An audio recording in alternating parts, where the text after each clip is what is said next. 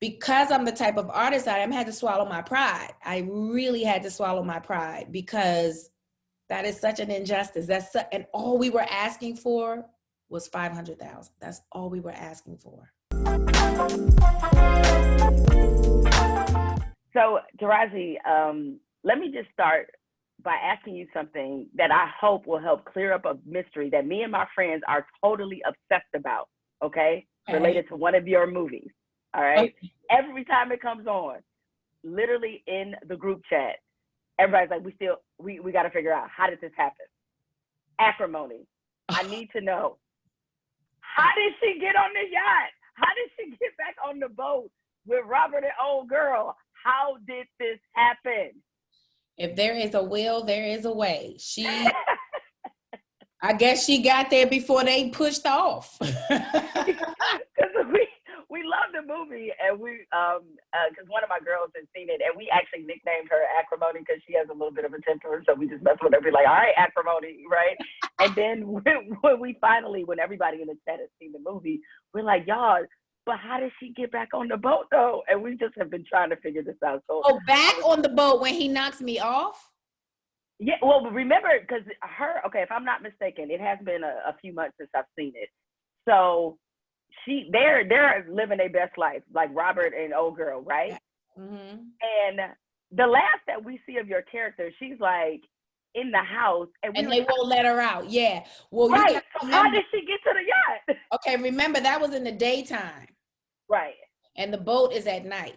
So I guess there was time enough, because remember the sister went to the room and there was a hole in the window when she got out. It was still daytime out. Right. Remember there was a rip in the screen in the window. It was. Mm-hmm. Oh, that's how she got out. Yeah, she went to, because the husbands were in the back playing cards, making sure she didn't leave the house.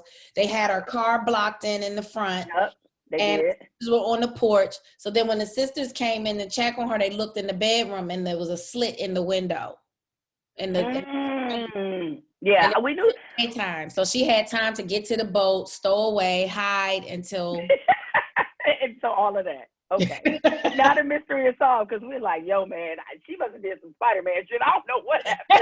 How she got on this yacht. But thank you for clearing that up, because it's been really bothering us for a while. So we make jokes about it all the time. The only reason I remember is because I saw it the other day. It was on the other day, and I was like, "Oh, Acrimony's on. I'll watch it. She's crazy."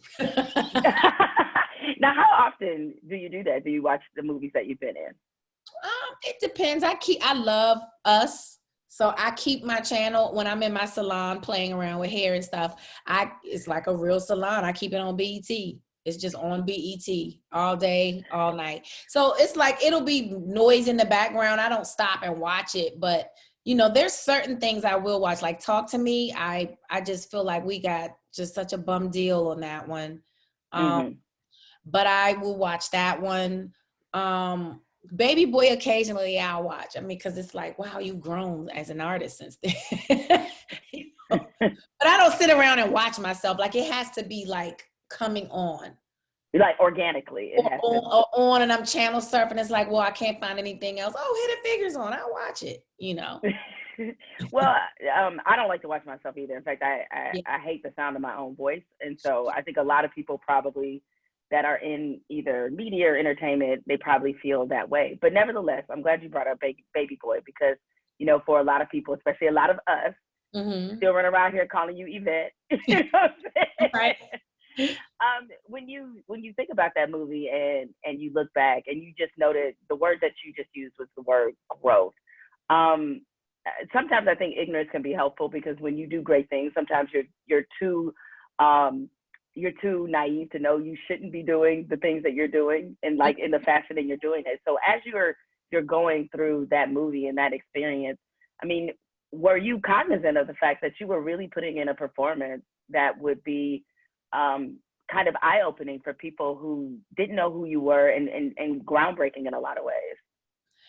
I kind of knew, but because what people was telling me, John Singleton, he creates stars, and this movie is going to be it, and it's going to do that. But I'm a grounded person, and I don't really like to count my chickens, my eggs before they hatch. So I heard them, but I was like, I don't know, it just didn't feel in my spirit like this was the one that was going to catapult me. I don't know. I just knew deep down that as a Black woman, it would be a little difficult. What I did know deep down, without even really understanding the industry at that point, was that Tyrese would have a better shot at working. And look, he went on and booked 2 franchise movies back to back, Transformers and the one that's still, what, they on number 13 now?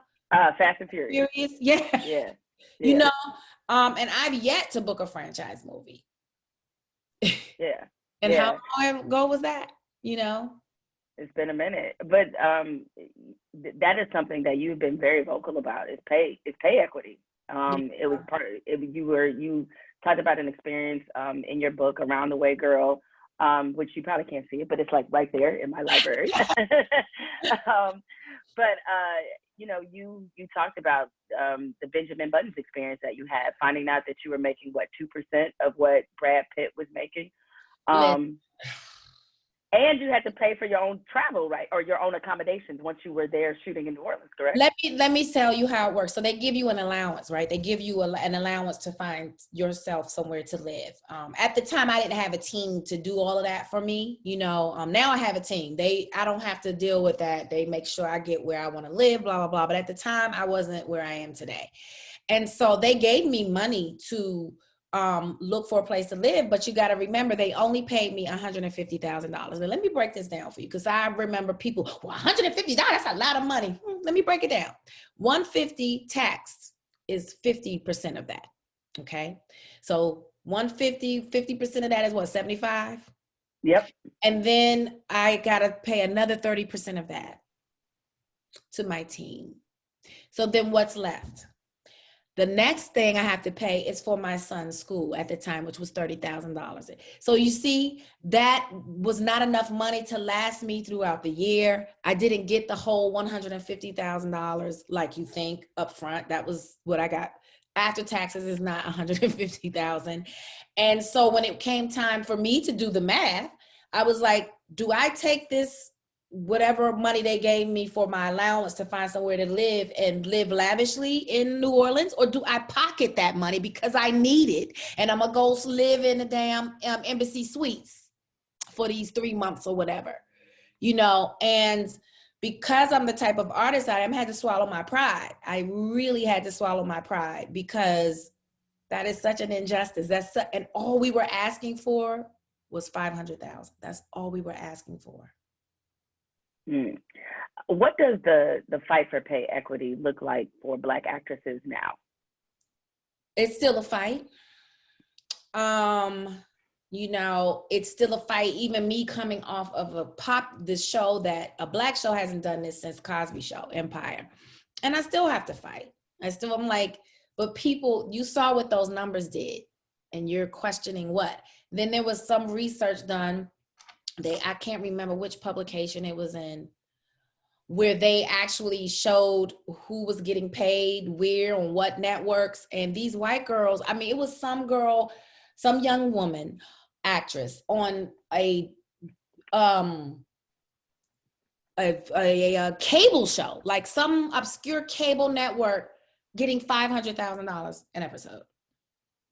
And we're on major network, the #1 show, killing the game. I didn't get that. By the time it was said and done, I never got to 500,000.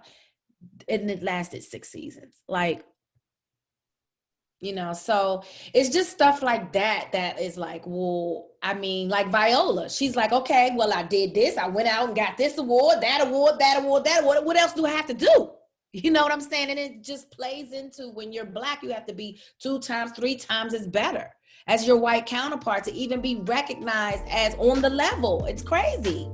It's crazy. I know that I am about $100 million behind my white counterparts, and I've been in the game for like over 20 years.